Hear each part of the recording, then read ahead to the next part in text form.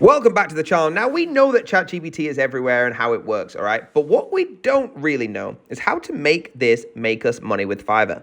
So I'm going to show you today. So ChatGPT, if you don't know what it is a language processing system, AI, and it literally does anything you ask it. All right, you can see over here on the news and the top stories, ChatGPT, Microsoft are investing billions into it. The Pro is coming out. It's a copywriter. Literally, it does anything you want. You can write an article. This article was actually written by ChatGPT, all right? And the best thing is it does it in seconds. So guys, what I want to talk to you today about is making this make you money on Fiverr.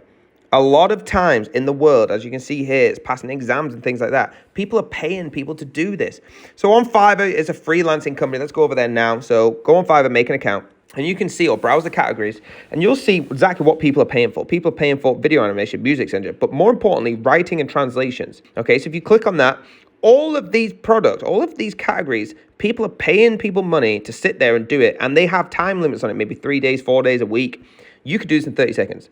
So that one there, case studies. You can get ChatGPT to write you a case study or whatever the subject they've asked you to and just take that money. Guys, it's so easy. Like and follow for more how-to videos.